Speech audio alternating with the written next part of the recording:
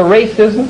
You hate the slavery, the misuse and abuse and mistreatment of people, black people and other people around the world that your fathers and ancestors before you have perpetrated against the world. But the scripture says that that would be prophecy, that your heart would be in that way so that you would be one of the instruments that God would use to bring this society down. So the book says Satan would begin to cast out Satan. And how then could his kingdom stand? And I understand your pain, because here you have come to a table and you didn't do any of those things. You have come to a table that is already set and prepared, that your parents or your parents all the way down the line in history set, and death is sitting at the head of the table. So whatsoever one soweth, that shall he also reap. Right. The seeds were sown of murder, hatred, colonialization, slavery, and bloodshed yesterday. But the harvest time is today. And you just happen to be born in the time of the harvest. And you must reap the harvest of your fathers, because the nature of your people is still in you, and no matter how long your hair is and how soft your voice is, you still have the potential that they had. But your job today and your divine mission will be to rise up against those of your own race who came before you. God intends to use your tender-heartedness and your anger against your own parents to help bring their world down. Brilliant.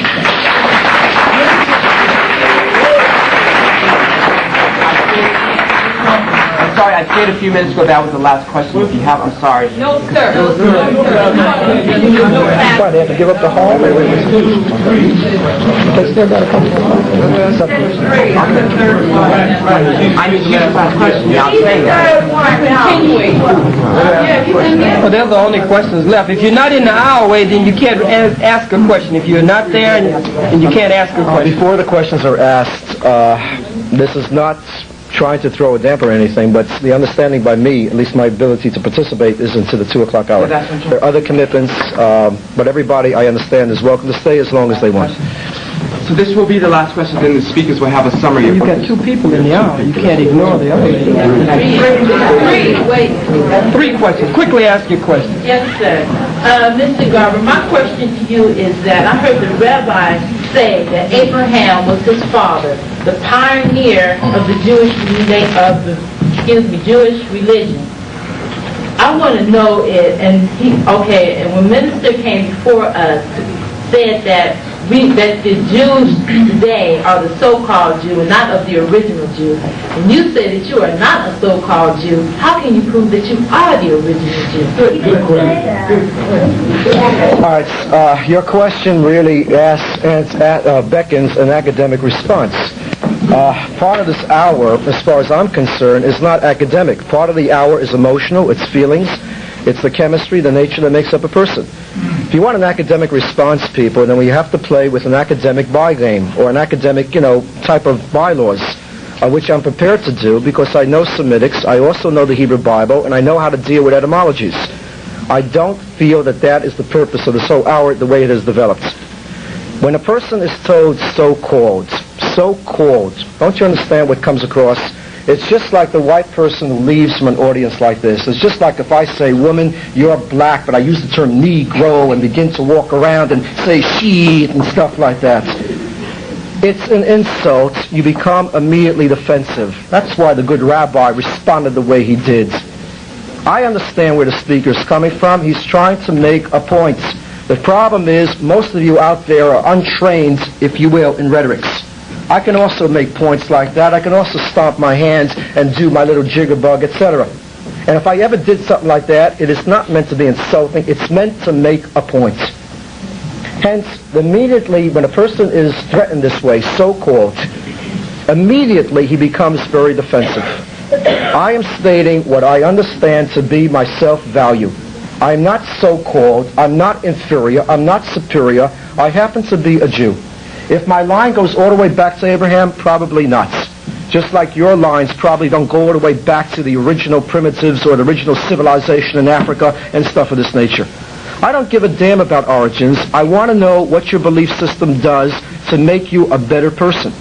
If your belief system makes you a better person by the teachings that you're able to follow, so be it. but in the same breath, understand me and understand me well. My belief system, my people, my culture makes me the person I am today. I don't walk out of here feeling that I've slaughtered a Goliath or David has slaughtered me. I walk out of here that I at least have been non-apologetic, and I would also like to say, likewise, non-polemical.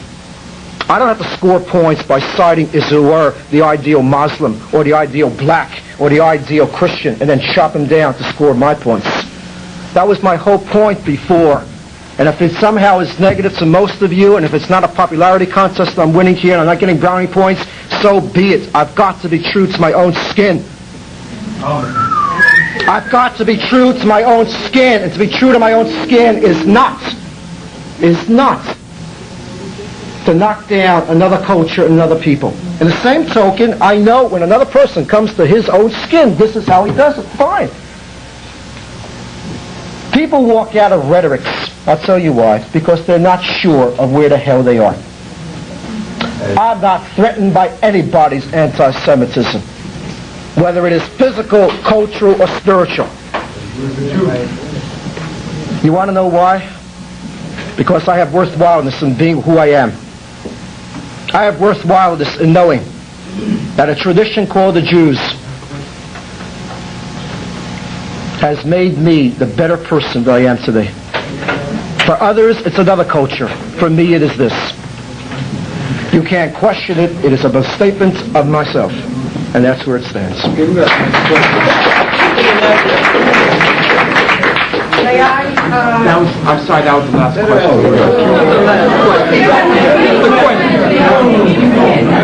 May I address our speaker? Oh, yes, My people, this is my personal people. Yes, ma'am. Back around 3 generations. Yes, ma'am. Come out of what is today Israel. Yes, ma'am. When we go back, all the way back in history, I don't give a damn what their color was. Yes, ma'am. Because we all started somewhere from one color, graduated to other colors, and it doesn't make any difference. What does make a difference, and why I walked out before, is because at this time in life, by your people, my people, Christian people, and all people, we have only one mission, not to breed hatred, but to find out how the hell we're going to get along together. And we are not going to get along together listening to you or anyone else breed hatred.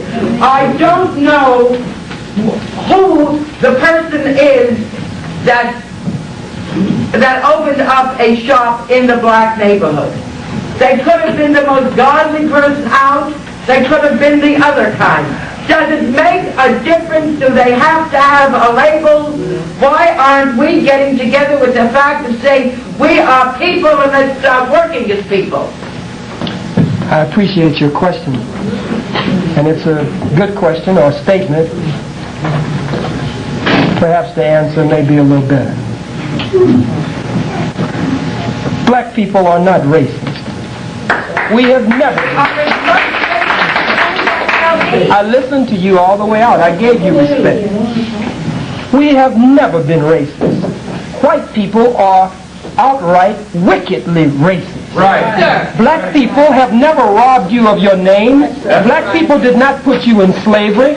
Black people did not take your religion, your culture, your gods, your folkways, your mores, and your norms from you, bring you from a distant land and put you in slavery 400 years in another country. Black people never did that to you. But when you, with your foot on the black man and black woman's neck, find them now crying out and pointing out how you got your foot on their neck and asking you to get your foot off of their neck, now you call us racist. We are only giving you the history of what you have done and what you are still doing to us, and whether you are directly doing it or not. If America is a country of majority rule, why hasn't this overwhelming white majority stepped forward to get these white folks' foot off our neck?